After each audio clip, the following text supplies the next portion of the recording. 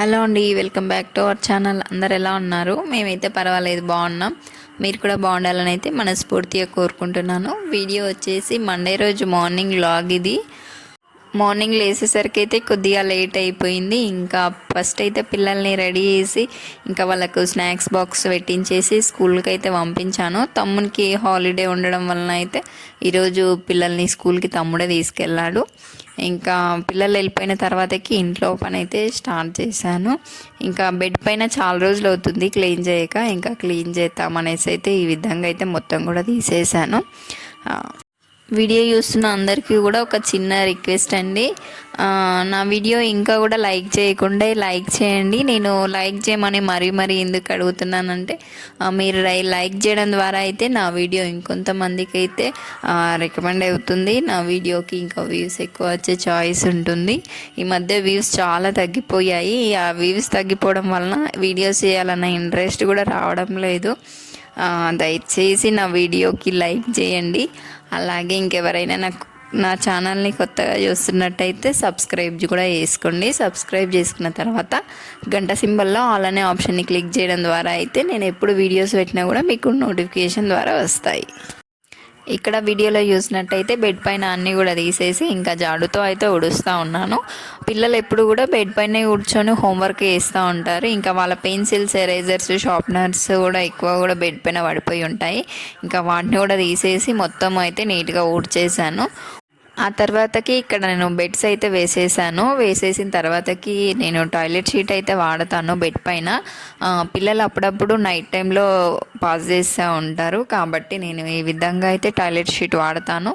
ఇది వాళ్ళు పాస్ చేసినా కూడా అబ్జర్వ్ చేసుకుంటుంది, బెడ్ లోపలికైతే దిగకుండా ఉంటుంది. ఇదైతే నాకు చాలా బాగా యూజ్ అవుతుంది. నేను ఈ టాయిలెట్ షీట్ని అప్పుడప్పుడు వాష్ కూడా చేస్తాను. వాష్ చేసి ఎండలో ఆరబెడితే ఒక హాఫ్ అన్ అవర్లో అయితే ఈ టాయిలెట్ షీట్ ఆరిపోతుంది. ఇంకా ఎప్పటిలాగానే మళ్ళీ బెడ్ పైన చేసుకొని దానిపైన ఇంకా బెడ్షీట్ కూడా వేస్తాను. కింద ఈ టాయిలెట్ షీట్ వేయడం వలన అయితే ఎలాంటి డిస్కంఫర్ట్ అయితే ఉండదు.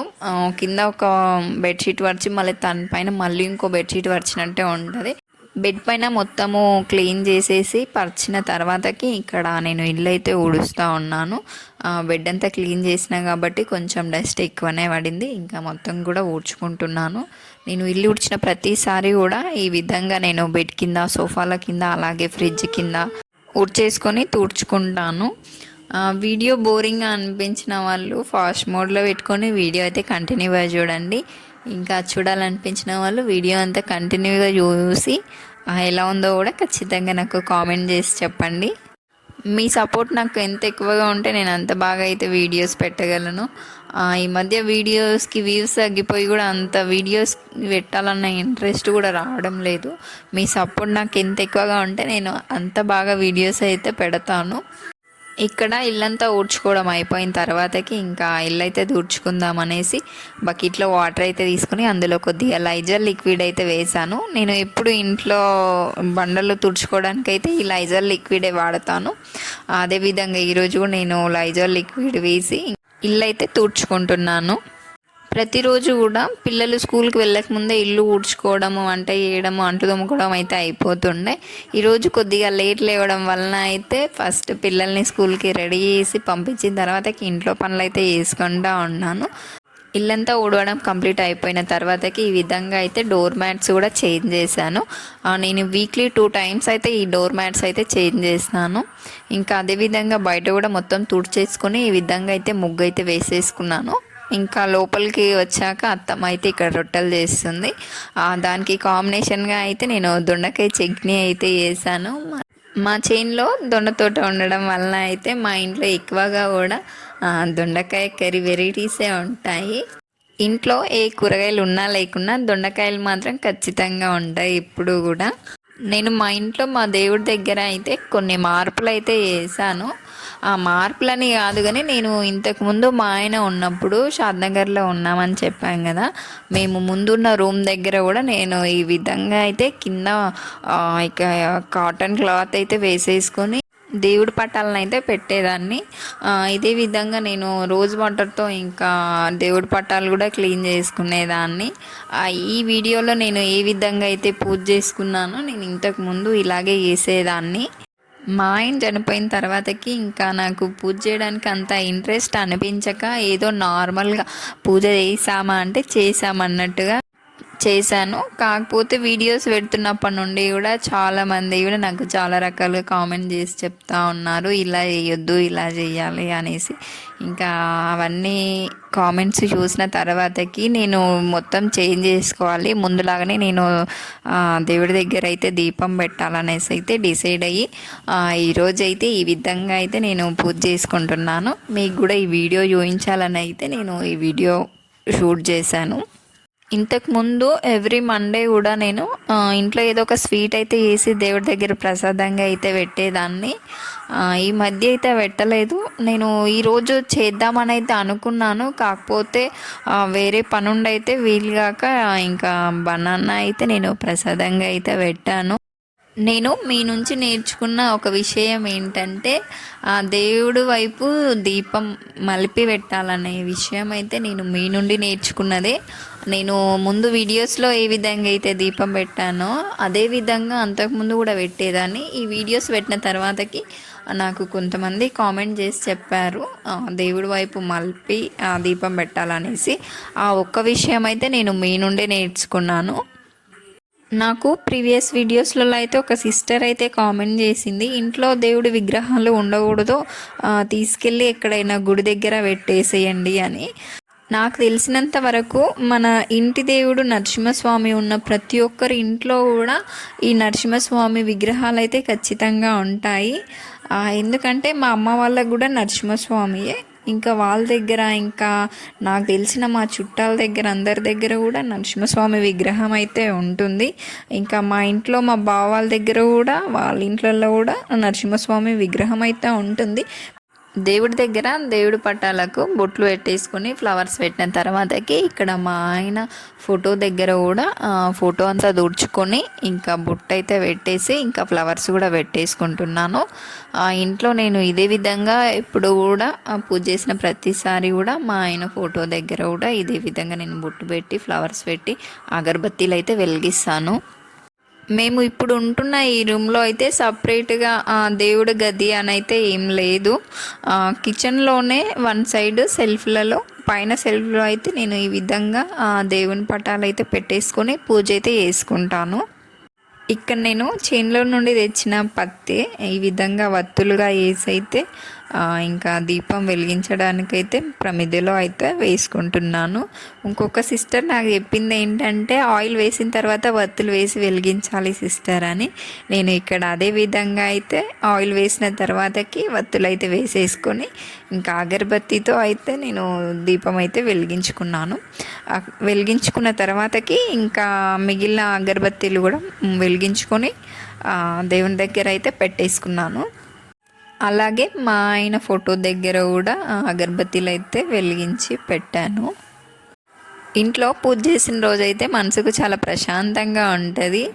నేను అందుకోసమైనా సరే ఎవ్రీ మండే ఖచ్చితంగా అయితే దేవుడి దగ్గర దీపం పెడతాను. ఇంకా ఏదైనా స్పెషల్ డేస్, ఇంకా ఫెస్టివల్స్ ఏమైనా ఉన్నా కూడా నేను ఖచ్చితంగా దేవుడి దగ్గర దీపం అయితే పెడతాను. అప్పుడప్పుడు సాటర్డే రోజు కూడా నేను దేవుడి దగ్గర అయితే పూజ అయితే చేసుకుంటాను. ఇక్కడ మా ఆయన ఫోటో పక్కకున్న వాచ్ అయితే మేము పంజాబ్లో ఉన్నప్పుడు తీసుకున్నది అది. అప్పుడు మా విక్కీ 1 ఇయర్ అయితే ఉండే, ఇప్పుడు వానికి 5 ఇయర్స్ కంప్లీట్ అయ్యి 6th ఇయర్ అయితే వానికి నడుస్తూ ఉంది. నా రీసెంట్ వీడియోస్లలో అన్నిట్లలో కూడా ఒక సిస్టర్ అయితే రెగ్యులర్గా అయితే కామెంట్ చేస్తూ ఉంటుంది, మై సెల్ఫ్ శైలజ సిస్టర్, నాకు కూడా 2 పిల్లలు, మా హస్బెండ్ లేరు అనేసి. తను నాకు ప్రతి ఒక్క వీడియోలో అయితే ఈ విధంగా అయితే కామెంట్ చేస్తూ ఉంటుంది.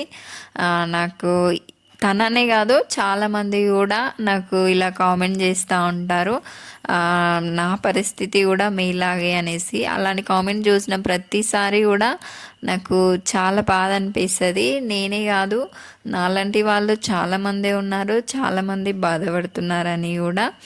అందరికీ నేను చెప్పేది ఒక్కటే, మనలో ఎంత బాధ ఉన్నా సరే మనం స్ట్రాంగ్గా ఉండి మన పిల్లల్ని మనం చూసుకోవాలి. ఒక సింగిల్ పేరెంట్గా పిల్లల్ని ఫ్యామిలీని చూసుకోవడం మామూలు విషయం కాదు. ఎందుకంటే నేను ఫేస్ చేస్తున్న విషయమే. నేను మా ఆయన ఉన్నప్పుడు నాకు ఎలాంటి బయట విషయాలు అయితే తెలియదు. ఇంటి వరకే, ఇంట్లో వంట చేస్తామా, ఇంట్లో పనులు చేసుకున్నామా, పిల్లల్ని చూసుకున్నామా అన్నంత వరకే తెలుసు. బయటి విషయాలు ఏవి కూడా నాకు ఆయన చెప్పేవాడు కాదు, నేను కూడా అడిగేదాన్ని కాదు. ఒక సింగిల్ పేరెంట్గా పిల్లల్ని ఫ్యామిలీని చూసుకోవడం అంటే చాలా కష్టం. అందులో ఒక ఆడపిల్ల ఫ్యామిలీని చూసుకుంటుందంటే అది గ్రేట్ అనే చెప్పాలి. మనమే స్ట్రాంగ్ అనుకోవాలి. మనకంటే స్ట్రాంగ్ ఎవ్వరూ కాదు. ఒక ఫ్యామిలీలో వైఫ్ అండ్ హస్బెండ్ ఉండి ఆ ఫ్యామిలీ నడుస్తుంది అంటే ఆ ఫ్యామిలీ ఎలా ఉంటుంది. ఇంకా ఒక ఫ్యామిలీని మొత్తం కూడా ఒక ఉమెనే నడిపిస్తుందంటే ఆ ఫ్యామిలీ అలా ఉంటుంది. ఇంకొక సిస్టర్ అయితే ఇలా కామెంట్ చేసింది, నేను మా ఆయన నీ వీడియోస్ చూసి అయ్యో పాపమని బాధపడే వాళ్ళం సిస్టర్. ఇప్పుడు నేను మా ఆయన కోసం మీరు పడుతున్న బాధే నేను పడుతున్నాను అని అయితే నాకు కామెంట్ చేసింది. ఆ కామెంట్ చూసినప్పుడు కూడా నాకు చాలా బాధ అనిపించింది. తనకు నేను బీ స్ట్రాంగ్ సిస్టర్ అని అయితే మళ్ళీ రిప్లై అయితే ఇచ్చాను ఆమె చేసిన కామెంట్కి.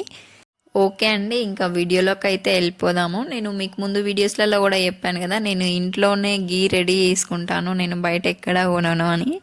ఇక్కడ నేను గీ ఏ విధంగా రెడీ చేస్తానో నేను మీకు ఈ వీడియోలో చూపించబోతున్నాను.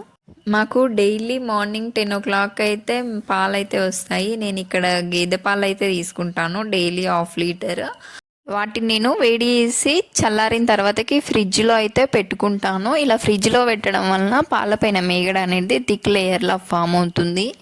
ఈ మేగడని నేను నెక్స్ట్ డే మార్నింగ్ అయితే సపరేట్ అయితే చేసుకుంటాను. ఇలా ఒక 10-15 days కలెక్ట్ చేసిన మేగడ నేను ఫ్రిడ్జ్లోనే స్టోర్ చేసి పెట్టుకుంటాను. 10-15 days తర్వాతకి ఈ మేగడ అనేది బయటికి తీసి ఈ విధంగా అయితే మిక్సీలో వేసి కొద్దిగా వాటర్ అయితే వేస్తాను. కూల్ వాటర్ అయినా పర్వాలేదు, నార్మల్ వాటర్ అయినా పర్వాలేదు.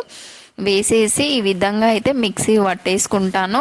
ఈ మీగడలో నుండి వెన్న అయితే సపరేట్ అయిపోతుంది. ఇలా సపరేట్ అయిన వెన్నని వేరొక బౌల్లోకి అయితే తీసుకొని మిగిలిన మొత్తం మేగడను కూడా ఇదే విధంగా అయితే మిక్సీ అయితే పట్టేసుకొని మనము వెన్ననైతే తీసేసుకోవాలి. ఇలా సపరేట్ చేసుకున్న వెన్ననైతే మనం వాటర్తో ఒక 2 times అయితే క్లీన్ చేసుకోవాలి. ఈజీగా క్లీన్ అయిపోతుంది. ఇంకా వెన్నలో ఉన్న పాలు ఏమైనా ఉంటే కూడా మొత్తం క్లీన్ అయిపోతుంది. మనము అలానే చేసామంటే మనకు నెయ్యిలో కొంచెం స్మెల్ అయితే వస్తుంది. అలా రాకుండా ఉండాలంటే కొద్దిగా 2 times వాష్ చేసుకుంటే మనకు స్మెల్ అనేది రాదు. నేను మా పిల్లలకు చిన్న ఉన్నప్పటి నుండి కూడా ఇదే విధంగా అయితే ఇంట్లో నెయ్యి అయితే ప్రిపేర్ చేసి వాళ్ళకు రైస్లో వేసి అయితే తినిపించేదాన్ని.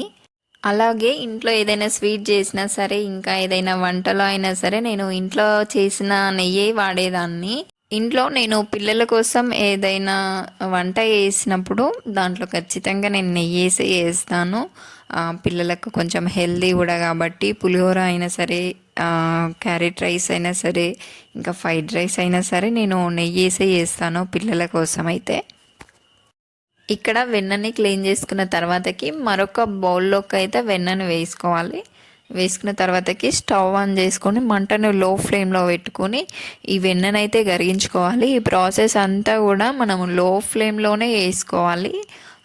అప్పుడే మనకు నెయ్యి అనేది చాలా బాగా వస్తుంది. అడుగు పట్టకుండా మధ్య మధ్యలో కలుపుకుంటూ ఉండాలి. ఇంకా ఇందులో మంచి టేస్ట్ కోసము, ఫ్లేవర్ కోసం కూడా ఇందులో మెంతులు వేసుకుంటే నాకు చాలా బాగా అనిపిస్తుంది. ఇంకా నేను ఇందులో మెంతులే వేసుకుంటాను. స్మెల్ కానీ టేస్ట్ కానీ చాలా బాగుంటుంది. చాలామంది కూడా ఇందులో తమలపాకు, కరివేపాకు కూడా వేసుకుంటారు. కాకపోతే నేను ఇక్కడ మెంతులే వేసుకుంటున్నాను.